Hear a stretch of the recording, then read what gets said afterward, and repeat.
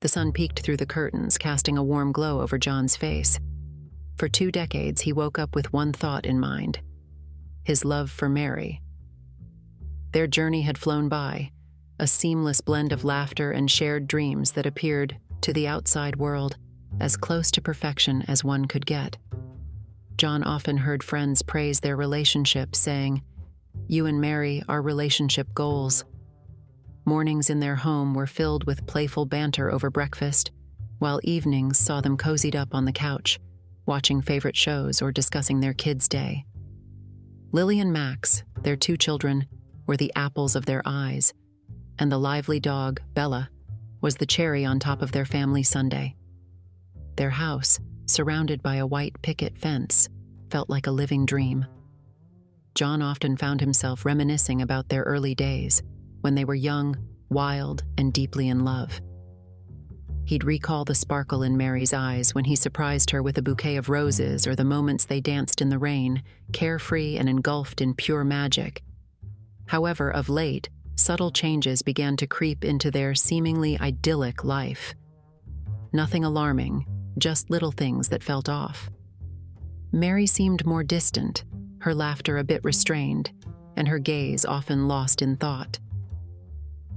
There were times when she came home late from work, attributing it to unexpected meetings or office events. John tried not to dwell on these changes. After all, they had built a foundation of trust over 2 decades. Doubting Mary over trivial matters felt wrong. At night, as John lay in bed with Mary's back turned to him, a tiny nagging voice whispered, "What if there's more to this story?" He would quickly shush it away, pulling Mary close and reminding himself of the love-filled years they had shared. As days turned into weeks, the feeling of unease grew stronger. John couldn't shake the idea that, just maybe, his perfect life wasn't so perfect after all. The days took on a new hue for John, a shade darker than he was used to. Each moment felt stretched, and every second was a question mark. It all began on a quiet Saturday afternoon. Mary had gone out for one of her frequent work meetings, and John was sorting through their bedroom closet, attempting to find an old photo album. His intention was to take a trip down memory lane, reminding himself of better times. Delving deeper into the closet, a small glint caught his eye. Pushing aside old scarves and winter hats, he found a phone he didn't recognize. It wasn't Mary's usual phone, that much was certain. Curiosity piqued, he turned it on. The screen came alive, displaying numerous notifications from someone named Alex. The messages seemed intimate, with words like "miss you" and "can't wait to see you again." A cold wave of realization washed over John, and his heart raced. Could it be? Could Mary really be seeing someone else? He didn't want to jump to conclusions. Perhaps there was an innocent explanation. Maybe Alex was just a close friend or a relative Mary had reconnected with. Trying to calm his racing heart, he decided to play detective. For the next few days, he paid closer attention to Mary's habits, the late-night phone calls, the giggles, the secret smiles to herself. It all started making a grim kind of sense. One evening, he took a bold step. John decided to follow Mary discreetly. He watched as she entered a quaint little cafe and settled into a corner booth. Soon after, a man walked in. Alex. They embraced warmly, a little too warmly for just friends. John felt like a voyeur, peering into a world he wasn't meant to see. The sight of Mary laughing, her hand lingering on Alex's, shattered him. He wanted to confront them right there, ask them how they could betray his trust. But something held him back. The pain was intense, but John wasn't one to make impulsive decisions. He needed to be sure. He needed a plan. Driving home that night, the weight of the world pressed down on him. The woman he had loved and trusted for 20 years was living a double life. The pain of betrayal was sharp and raw, but John wasn't going to let this slide. He was going to uncover the truth, no matter the cost. As the days passed, John's initial shock morphed into a steely determination. He felt like a man reborn, with newfound clarity of purpose. Every fiber of his being screamed for justice, but he was determined to act wisely, not impulsively. He realized that for maximum impact, and to ensure Mary truly understood the depth of her betrayal, he needed to confront her in a way she would never forget. The idea struck him one quiet evening as he was thumbing through old family photos.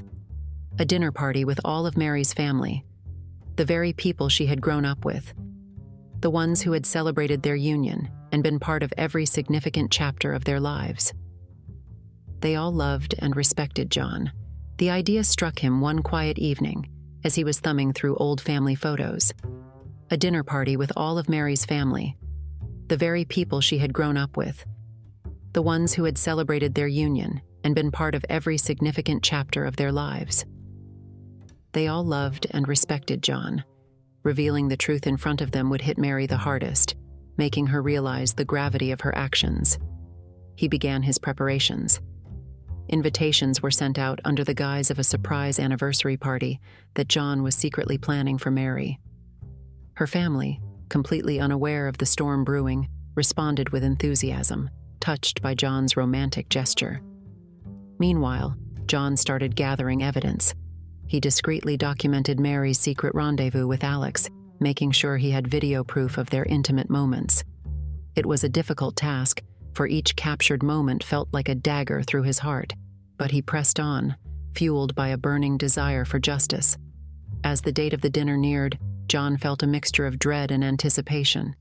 He arranged for the children to spend the weekend at a friend's house, wanting to shield them from the impending fallout. The dining table was set to perfection, complete with Mary's favorite flowers and dishes. The atmosphere was festive, with soft music playing in the background. But beneath the veneer of celebration, a storm was brewing. Guests started arriving, filling the house with laughter and warmth. Mary was touched, her eyes misted with emotion. Little did she know that this would be a night she'd never forget. As the main course was served and the room echoed with happy chatter, John took a deep breath, preparing himself for the most challenging act of his life. His plan was set in motion, and there was no turning back now. The moment of reckoning was here. The atmosphere in the room was thick with celebration. Memories of the past 20 years were shared, glasses clinked, and the air was filled with hearty laughter. Each of these sounds and sights seemed surreal to John, like a distant echo, as he waited for the right moment. Mary was radiant, her eyes gleaming with surprise and appreciation for what she believed to be a touching gesture by her husband. She leaned in to whisper, "This is the sweetest thing you've ever done for me, John." Though tormented inside, John nodded, masking his turmoil with a practiced smile. As dessert was served, John felt it was time. He stood up, tapping his glass gently, the universal signal for attention. The room fell silent, all eyes on him expectantly, awaiting a loving speech. John took a deep breath, trying to calm his racing heart. "Thank you all for being here tonight," he began, his voice steady. "Today, I wanted to talk about trust, about love, and about truth." The guests exchanged glances, sensing a shift in the atmosphere. Mary looked up, her face a mask of confusion. John continued, "Over the years, we've all shared numerous happy moments, haven't we? But today, I want to share something else, something I recently discovered." He paused, taking out a small remote from his pocket. The lights dimmed, and the large TV screen in the living room flickered to life. Displayed on it were clips of Mary and Alex, their secret meetings and intimate conversations. The room was engulfed in stunned silence, each scene more incriminating than the last. As the video ended, the weight of shock was palpable. Mary's face had drained of all color, her eyes wide with disbelief and horror. Her family members stared at the screen, then at her, seeking some kind of explanation. "How could you?" John's voice trembled. 20 years, Mary. Was it all a lie?" Mary's voice broke as she tried to respond. "John, I never meant for any of this to happen. It was a mistake." But John cut her off. "A mistake for how long? How many days, weeks, and months was this mistake continuing?" The room echoed with murmured whispers and gasps.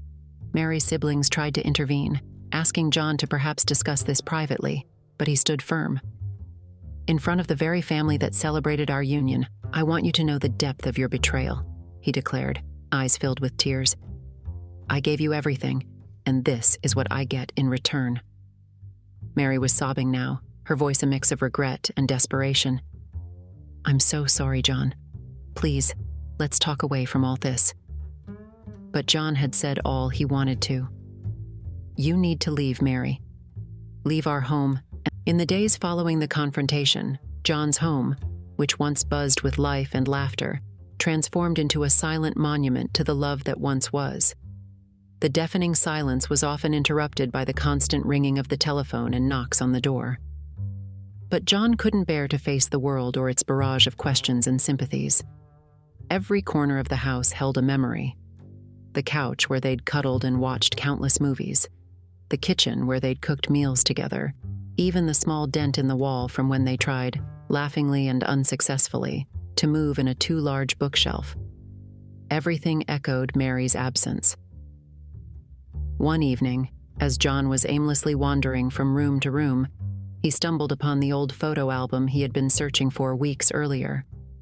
Opening it, he was flooded with a tidal wave of memories: their wedding day, the birth of their kids, holidays, and birthdays. He realized that while the pain of betrayal was sharp, the pain of loss was even deeper. Their children, Lily and Max, were equally heartbroken. They had known their family as a pillar of love and trust, and seeing it crumble was beyond comprehension. They missed their mother, but also grappled with feelings of anger and disappointment. John did his best to shield them, ensuring they knew they were loved and that their parents' issues weren't their fault. One day, a letter arrived, written in Mary's handwriting. She expressed her guilt, regrets, and undying love for John. She spoke of the loneliness that led her down a path she regretted with every fiber of her being. She begged for a chance to explain, not to mend their relationship, but to provide closure. Against his better judgment, John agreed to meet. Seeing Mary again was like reopening a wound. She looked haggard, a shadow of her former self. Their conversation was filled with tears, regrets, and some semblance of understanding. Mary explained how her relationship with Alex had begun innocently, but how she'd lost her way amidst feelings of neglect and the need for attention. While John could understand, he couldn't forget or forgive. The trust that was the bedrock of their relationship had crumbled, and there was no going back. They parted ways with a promise to co-parent their children and keep their well-being at the forefront. As the weeks turned into months, John slowly began to rebuild his life. He dove into his work, spent quality time with Lily and Max, and sought therapy to process his pain. Friends and family rallied around him, their support acting as a balm for his wounded soul. Despite the hurt and betrayal, John realized he needed to let go of the past to embrace the future. While he might never fully heal, he was determined to find happiness again, not just for himself but for his children. The aftermath of the storm was painful, but as with all storms, it also brought clarity and, in time, a new beginning.